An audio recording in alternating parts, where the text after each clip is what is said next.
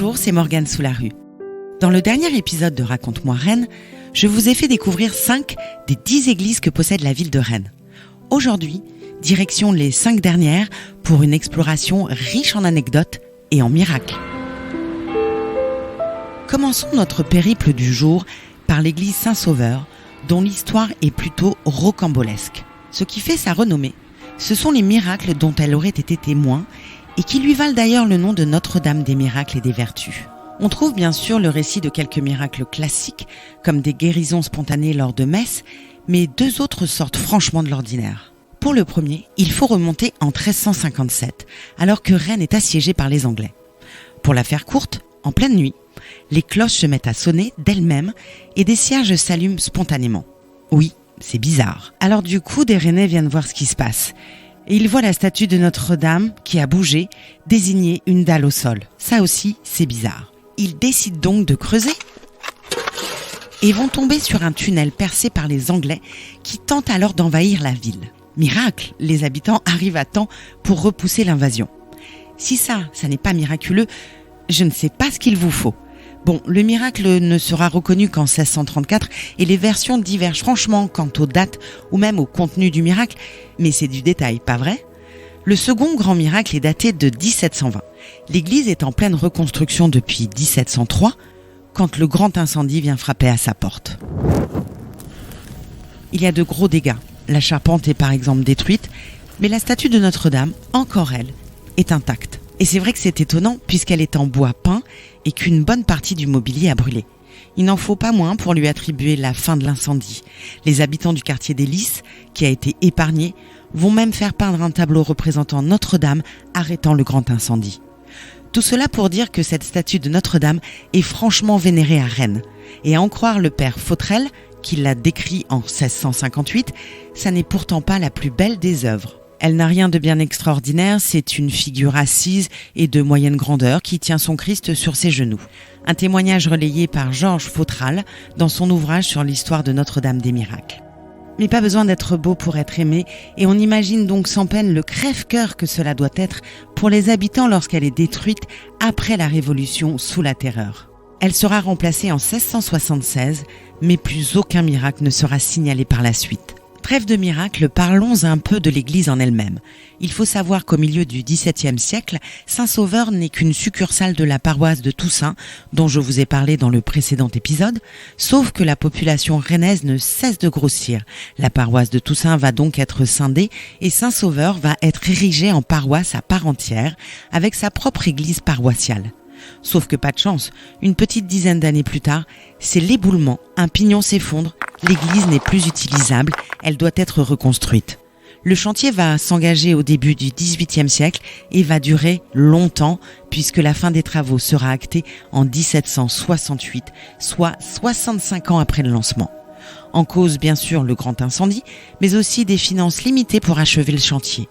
Pour l'anecdote, une loterie royale sera organisée afin de collecter des fonds pour la construction.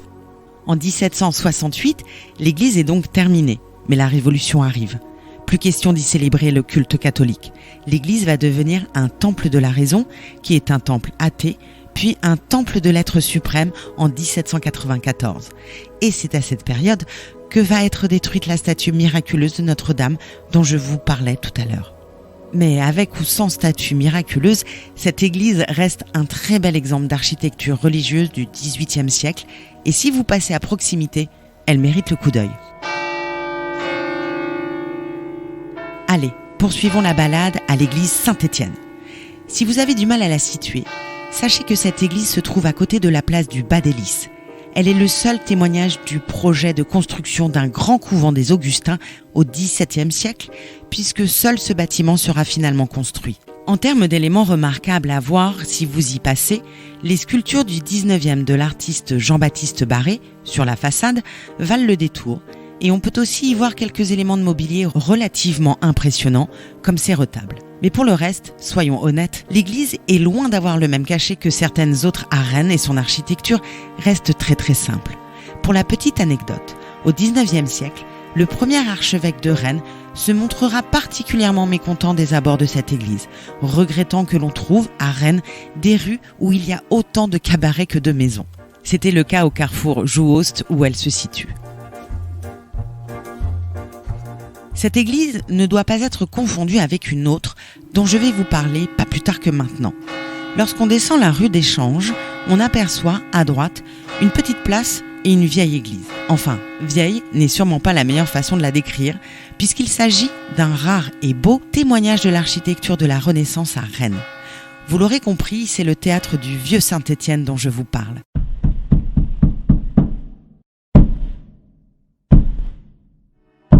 Elle accueille aujourd'hui des activités culturelles et artistiques, mais là encore, cette église a eu plusieurs vies.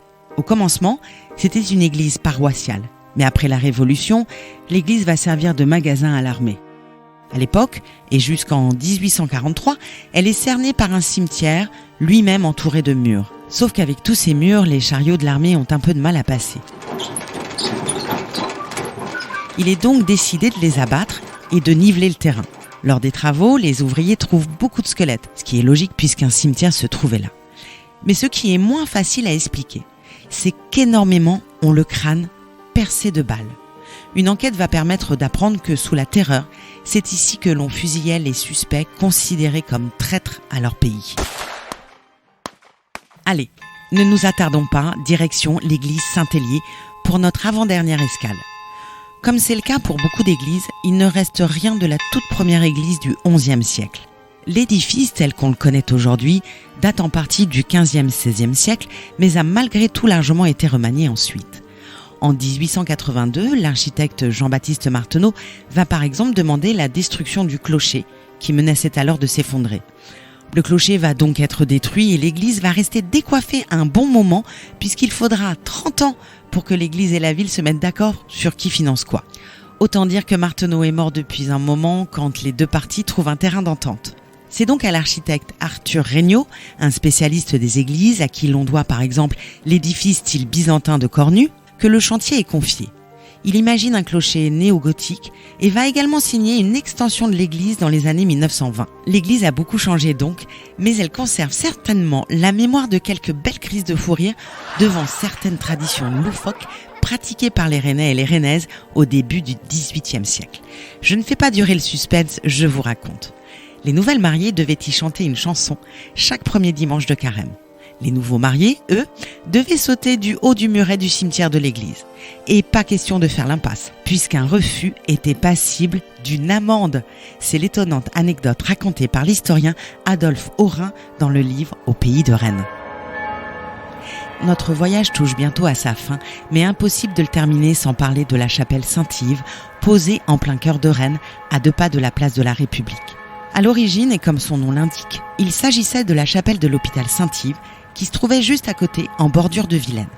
Le chapitre de la cathédrale s'en servait par ailleurs comme église pour la récitation de l'office jusqu'en 1789. Mais passons. Pas besoin d'avoir un sens de l'observation particulièrement développé pour réaliser que l'hôpital a disparu. Pour retracer l'histoire dans ses grandes lignes, cet hôpital plusieurs fois centenaire a été détruit au milieu du XIXe siècle, en 1860 exactement, pour pouvoir terminer la construction des quais qui étaient nécessaires à la canalisation du fleuve. Les Augustines, qui y soignaient les malades, vont être expropriées et l'activité hospitalière va être transférée dans le tout nouvel Hôtel-Dieu. Plus d'hôpital donc, mais la chapelle, dont la construction remonte à 1494, tient bon.